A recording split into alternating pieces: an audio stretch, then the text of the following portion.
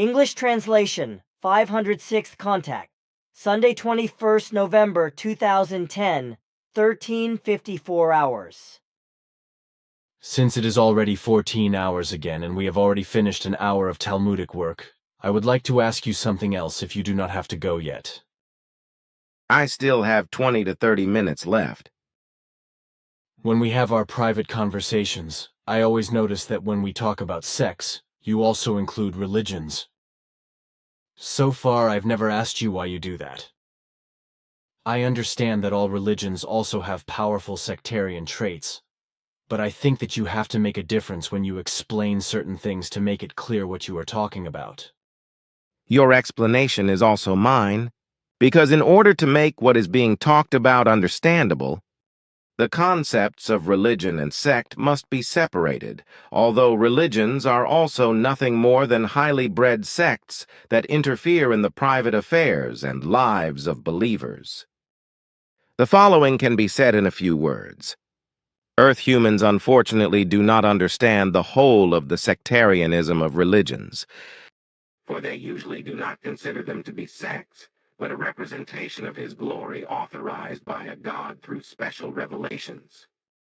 This in contrast to the sects, which are considered to be communities split off from a main religion, which seek the true path to salvation on the basis of other alleged sources of revelation, or as a result of an overestimation of individual aspects of faith. Religions, however, are based on the same principles and also act in the same way, so there is no difference between them and sects in general. If I can speak in your words, then religions and sects are uniformly consciousness-dulling factors of those masses of religious and sectarian mankind who have fallen prey to such beliefs. Particularly through religion-related sectarianism, but also through the general special revelation sectarianism, which also has a connection to religions, earthly humanity is also lastingly influenced politically, culturally, and consciously. As a result, the majority of humanity today, which lives out predominantly religious sectarian delusions, cannot free itself from them rationally and intellectually in order to independently recognize all factors of life, to think about them, to decide and determine them. Religions and their general sects are no more than quasi-truth disseminators, which in any case intervene in a fundamentalist, extreme and coercive manner in the private sphere and thus also in family life as well as in the intimate life of believers, making them dependent on religious sectarian nonsense, thus also restricting the personal freedom of human beings in every respect. And this is not infrequently the case through the religious sectarian-influenced machinations of politics. Well said, dear friend. That is what I would actually say in my own words.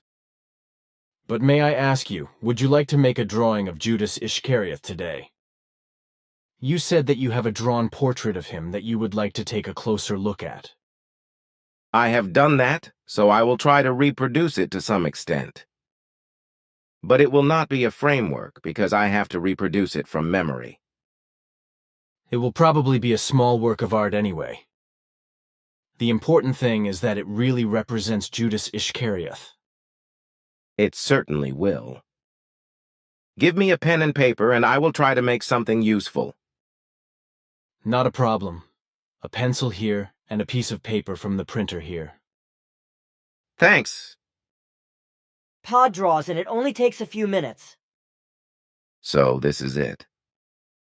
Original drawing by Ptah.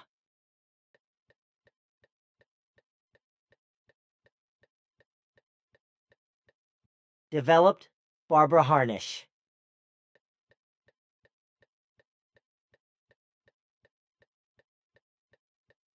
Developed, Christian Krakowski.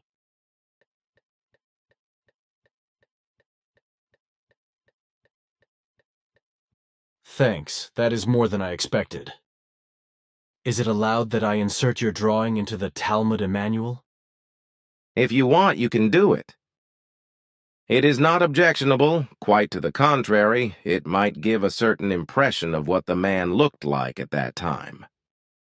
Surely many human beings are interested in this who want to see the real author of the scroll at least as a graphic representation, which will give them certain ideas. Our graphic portrait is in color, but my modest artwork is not enough to make it also in color. All right, dear friend, it is also enough. Thanks again. Then I would like to ask you something about the Inquisition. You have given me some information about it, namely that about 9 million human beings were officially murdered by it. But certain book writers and chroniclers, etc., claim that it was only about 240,000. You also said that the number of unreported cases of all those murdered by the Inquisition was another 9 million. Our statements correspond to the correctness, whereas the Earth humans' claims are wrong. What the Inquisition does not take into account is the fact that it began centuries before the known Inquisition period and is also maintained after this time. However, the methods of the Inquisition have changed and are no longer openly murdered and persecuted, but only secretly. It must be considered that the Crusaders were also inquisitors, as were the hordes of Christopher Columbus, etc., even though they did not call themselves inquisitors. They all murdered.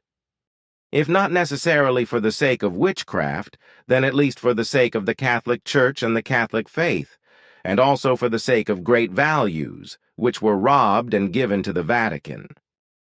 But this must not distract from the fact that the individual groups which murdered and robbed, and did so in the name of the Catholic faith, accumulated enormous treasures and thus enriched themselves from their victims. In these organized machinations, which were also carried out in a warlike manner in the name of the Catholic Church, it has been recorded, according to our records, that around 9.8 million human beings were murdered in the last 2,000 years as a result of delusional belief. The number of unreported cases, which we of course only assume, is the same again. And as I have already said, the Inquisition organization of the Catholic Church came into being several centuries before the official Inquisition.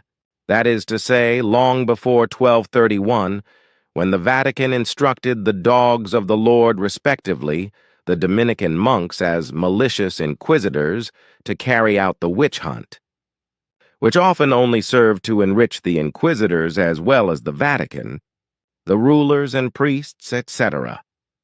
And this murderous Inquisition organization still exists today, although only its methods have changed, and the name of the criminal organization has been changed and has been called Congregation for the Doctrine of the Faith for about 45 years. And when we are talking about 9.8 million human beings and an equal number in terms of a dark figure, I am not simply giving details of those who were officially murdered by the Roman Inquisition proclaimed in 1231. Our figures refer to the entire period of the last 2,000 years, during which the Christian faith was murdered in many ways. So the whole period of Christianity's existence, since its inception, must be understood as the time of the Inquisition, whereby the murderous machinations of the Catholic Church associated with it are decisive. All in all, that is what we assume when we speak of 9.8 million human beings murdered by the Inquisition. That is what is meant, and I understand everything better now. But something about the Talmud Emmanuel.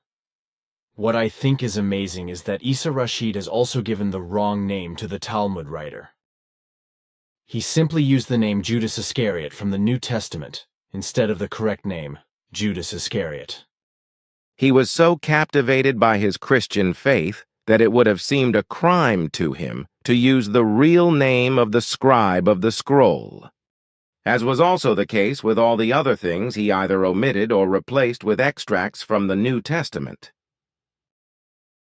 I can understand that, but it is simply tremendous what a sectarian religious belief can do in all that is evil and wrong.